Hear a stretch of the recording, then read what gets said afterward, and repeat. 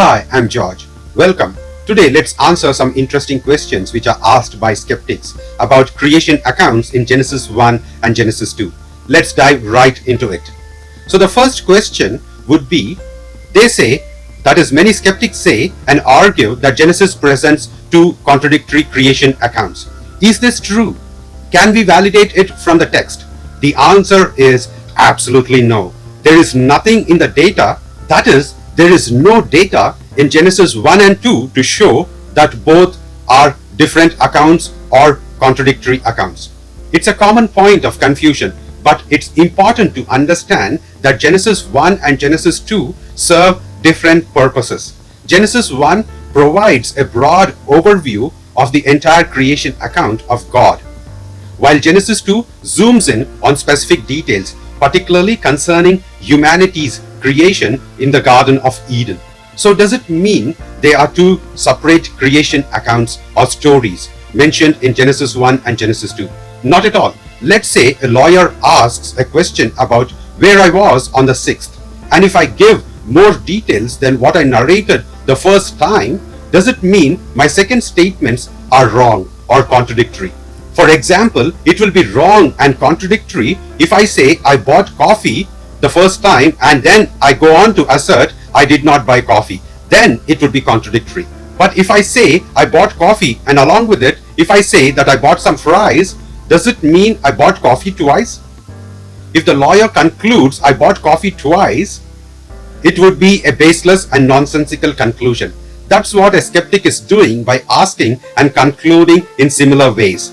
The skeptic claims that Genesis 1:1 to Genesis 2:3 is one creation story where humans are created after animals and both man and woman are created simultaneously. Comparing this with Genesis 2:4 to verse 25, they say it is a second or contradictory account where humans are created before animals and woman is created after man from his rib. So this, they claim, is a contradiction. I wish and pray that the skeptic would study what would account for a contradiction, that they would go and study some basic logic.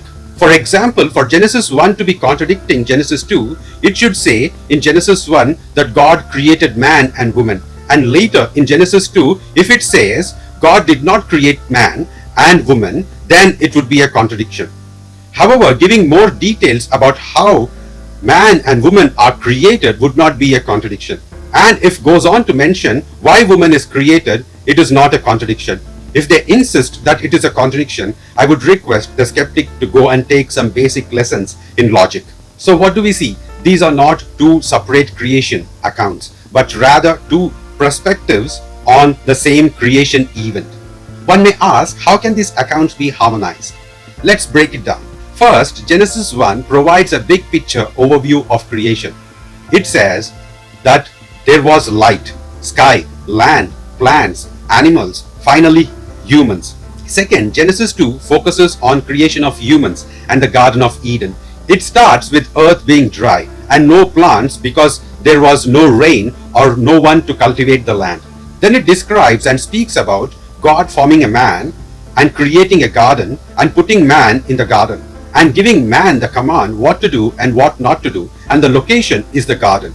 Further, God, knowing man's need that he requires a compatible helper, he declares beforehand that he needs a compatible helper.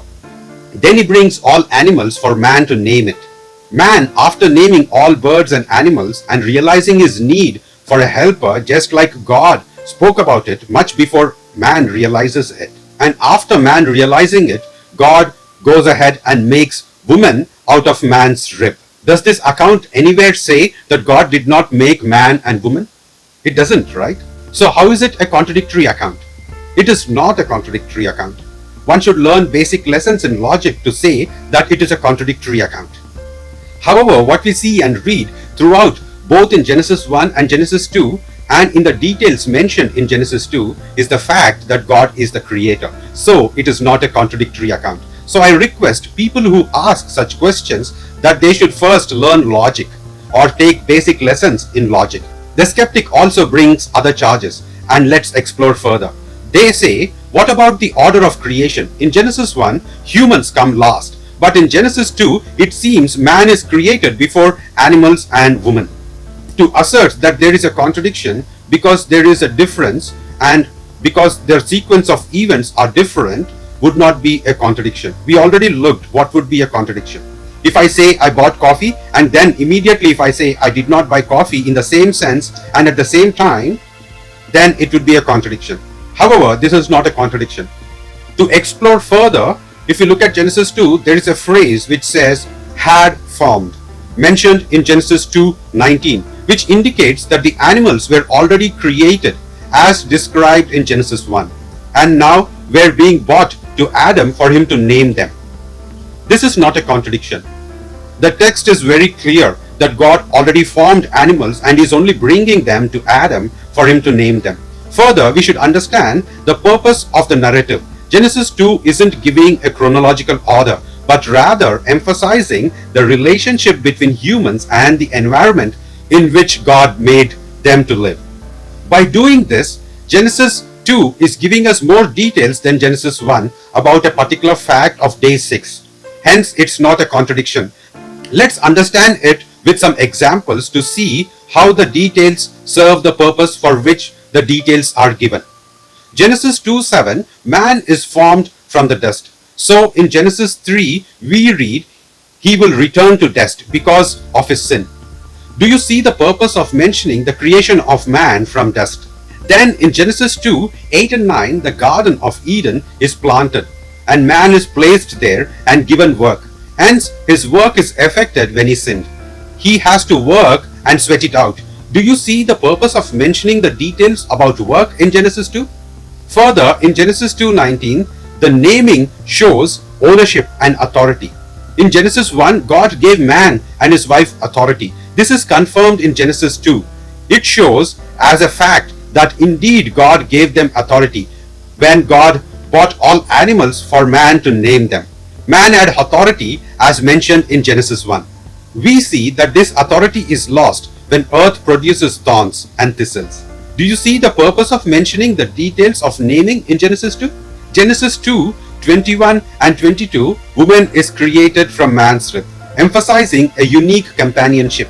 Seeing his woman, Adam sang in Genesis 2.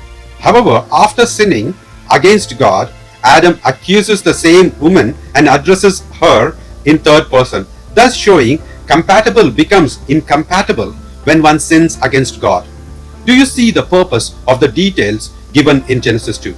Does this mean Genesis 2 is not a separate creation account, but a closer look at day 6 of the creation from Genesis 1? That's exactly what I'm saying. Genesis 2 is more detailed look at the events of 6th day. It's not concerned with repeating the entire creation process, but it is concerned with rather explaining in detail the special creation of humans and the establishment of the relationship with the rest of creation. Then the skeptic would ask, Genesis 2:4 mentions heaven and earth, and it also says earth and heavens. He says God is confused here. So what's the difference and why is this important? Genesis 2:4 says, these are the generations of the heavens and earth when they were created, in the day the Lord God made the earth and the heavens. To understand this, we need to look at how the terms are used in the context. In Genesis 1:1, we see in the beginning God created the heavens and the earth. The term heavens refers to the entire outer space, including all the celestial bodies like stars, planets, and galaxies. And the earth refers to the planet itself, that is, the planet Earth, the physical world where we live in. That is, we live on planet Earth. That's what it is referring to in Genesis 1:1. This verse gives us the overarching view of creation, emphasizing the entire universe and our planet has been created by God Himself. So to answer the question of the skeptic, we should ask, what about the earth and heavens mentioned in the reverse order in Genesis 2:4 mean? The skeptic would want to say that God is confused. Is this true? Is God confused? The phrase earth and heavens in Genesis 2:4 shifts the focus. Here is how it breaks down. The second mention of earth and heavens refers specifically to the dry land that appears on the third day of creation, which is mentioned in Genesis 1:9-10. This is not talking about the whole planet which was mentioned in Genesis 1:1 as a whole, but the land where life, especially human life, would flourish. This is mentioning about the dry land. The skeptic should have studied before asking such questions. In Genesis 1 itself, the word earth is used in two different senses. One to refer to the planet Earth, and the second use is to refer to the dry land Earth. So it is not God who is confused, but the skeptic who is confused. This is an improper reading, isn't it? And the heavens mentioned after the second mention of the earth refers to the sky or the atmosphere above the earth. It's the domain where birds fly and where clouds form, distinct from the outer space. In the context of Genesis 1, heavens is also used in these two senses. One refers to the outer space and the other to the atmosphere above the earth. Such a simple observation, isn't it? Yet the skeptic fails to see it. Then there are questions that the skeptic would ask about the generation and say, oh, does the earth have generations? Is there other earths that the earth beget? So to answer this, we should look at the phrase, these are the generations, which is translation of the Hebrew word toldot. It functions as a literary marker throughout the book of Genesis. The skeptic doesn't know all this. That's why he's asking such questions. So throughout Genesis, the word generation, which is the Hebrew word toldot, functions as a literary marker throughout the book of Genesis, which is introducing new sections and significant genealogical or historical record. Or it is used as a transition from one sequence of events to the next. It is used as a signal shift in the narrative, often transitioning to the story of a major event or a new family line. And the phrase, these are the generations, appear 10 times in Genesis, marking important divisions in the text. Let's look at few of them to understand it better. First, Genesis 2:4, these are the generations of heavens and the earth, when they were created. First, we see that this word, toldot, is mentioned in Genesis 2:4, which says, these are the generations of the heavens and the earth, when they were created. This marks the transition from the general creation account to the specific details of the creation of the humans and placing them in the Garden of Eden. Then the second mention is in Genesis 5:1. This is the book of the genealogy of Adam. This section begins the genealogy from Adam to Noah, setting the stage for the flood narrative. We have another mention in Genesis 6:9. These are the generations of Noah. Here it introduces the story of Noah and the flood, focusing on Noah's righteousness and his role in preserving life through the ark. Then there is another mention in Genesis 10:1. These are the generations of Noah's sons. This lists the descendants of Noah's son, Shem, Ham, and Japheth, and how they repopulated the earth after the flood. Then we have another mention in Genesis 11:27. These are the generations of Terah. This introduces the storyline of Abraham, later called Abraham, and his family, leading the narration to transition to the patriarchs of Israel. So we observe in Genesis 2:4, these are the generations of heaven and the earth when they were created. The phrase serves as a transition from the broad cosmic creation narrative of Genesis 1 to the more detailed earthly focused narration of Genesis 2.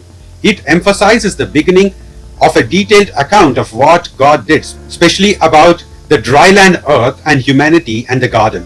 It marks the shift from the macro to the micro, from the universal creation to the personal intimate formation of humans and their environment.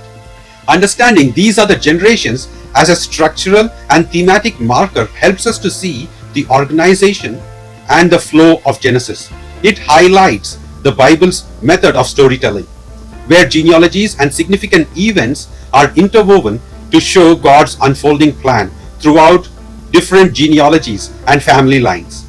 It also helps the reader to appreciate the connection between the different parts of the narrative, revealing a consistent and purposeful story. The skeptic wouldn't stop here. He would go on to ask that in Genesis 2:6 it mentions a mist going up and watering the whole face of the ground. How does this relate to the creation of dry land and vegetation? Because of this, the skeptic wants to say that the vegetation was created much later rather than on the third day as mentioned in Genesis 1. Let's explore. To understand this, we need to look at both Genesis 1 and Genesis 2 and see how they describe the creation. In Genesis 1, on the third day, God gathers the waters, allowing dry land to appear. This dry land is called earth, as we have looked at it and mentioned before. And gathered waters he called seas, mentioned in Genesis 1, 9 and 10. After creating dry land, God commands the earth to bring forth vegetation, plant yielding seed, and fruit trees bearing fruit, which is mentioned in Genesis 1, 11 and 12. This indicates that the earth was now ready to sprout plant life. So the question is, how does Genesis 2:6 fit into the picture? Genesis 2:6 provides additional details about how the earth was prepared for vegetation. It says a mist was going up from the land and was watering the whole face of the ground. This mist watering the whole face of the ground is crucial for understanding how the dry land became fertile and capable of supporting plant life. Let's connect the dots. First, the dry land appears, that is in Genesis 1, 9 and 10, God gathers waters and allows dry land to appear. At this stage, the land is dry and not yet suitable for plant life. Then in Genesis 1, 11 and 12, God commands the dry land to bring forth vegetation. After this command of God, a mist waters the entire surface of the dry land, as mentioned in Genesis 2:6, thus preparing the soil for vegetation. This watering is essential to make the dry land fertile and support plant growth. And because God commanded in Genesis 1 to bring forth plants, and after his command, and because the mist watered the earth brought forth vegetation, plants yielding seed according to their kind, and trees bearing fruit in which there is seed, each according to its kind. And God saw that it was good. Do you see how it harmonizes perfectly, and there is nothing remotely wrong with this? The mist is the key element that bridges the gap between the appearance of dry land and the creation of vegetation. It shows that God provided the necessary condition for plant life to thrive. The dry land needed to be watered before it could sustain vegetation. And the mist represents the crucial step. Thanks for listening and thanks for your time. If you are blessed, bless others by sharing the video. And please comment to encourage us. And if you want to get in touch with me, please email me on the email ID mentioned on the screen. See you next time with similar questions.